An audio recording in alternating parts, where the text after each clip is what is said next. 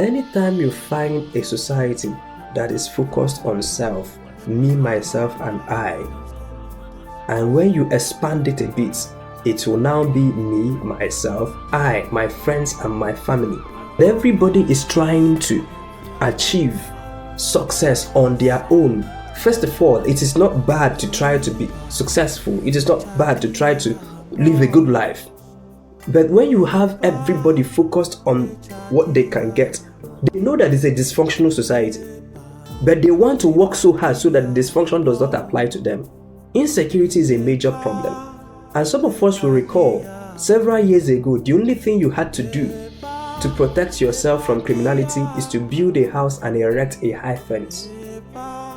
And as the society began to degenerate, instead of solving the problem of insecurity, we now got to the point where you no longer have to have only high fences. You have to have high fences and also broken bottles. You remember those houses, all you had to do is to put broken bottles and metallic objects on your fence. That alone is enough protection. And at some point, insecurity began to degenerate to the point that, look, your high wall is not high enough now. The broken bottles in your fence can no longer protect you. You may need to have dogs, or you may need to have people we call megads, local security people. So instead of collectively coming together, how can we address the issue of insecurity? People are now trying to, okay, let me make enough money so that insecurity will not apply to me. So once I can erect my fence, once I can make it 12 coaches of blocks, once I can put bottles there, okay, once I can hire a guard, okay, once I can buy police dog, okay, now, okay, once, and the security was degenerating right before our eyes. But in an individualistic society, instead of saying what are the root causes of insecurity and how can we address them, people are now saying, oh, you know what? Since Megad is no longer enough, we may need police protection.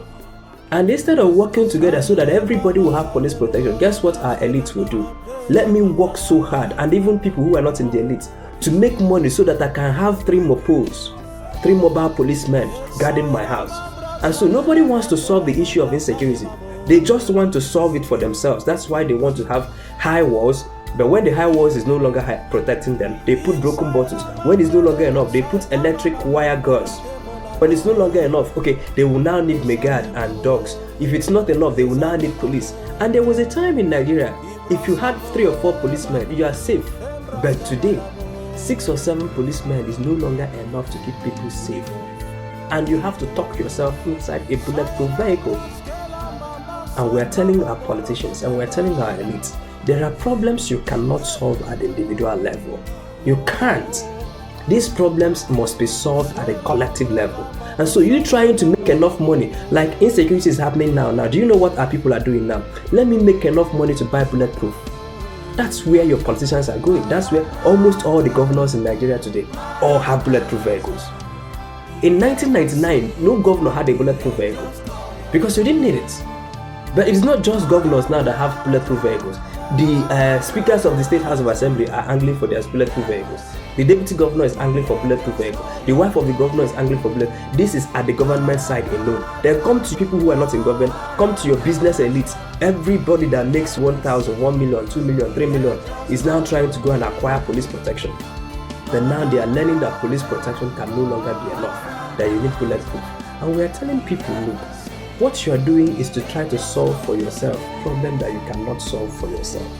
Between last year and now, more than 6 politicians have been attacked in their bulletproof vehicles, or 6 members of the society, both politicians, both religious elites. A lot of them, yeah, their policemen get killed, but then because they are in a bulletproof vehicle and they are able to escape, but we're telling them today that if you don't solve insecurity at a societal level, it will get to the point where you may have to start building bulletproof homes.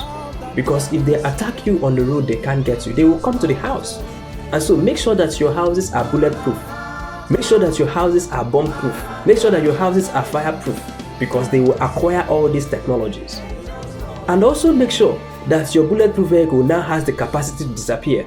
Because anybody who studied bulletproof, you don't even need to study it. Once you can pin the vehicle in a spot, it is completely compromised. And so we're telling politicians now, yes, your vehicle is bulletproof. Is it fireproof? Is it fireproof?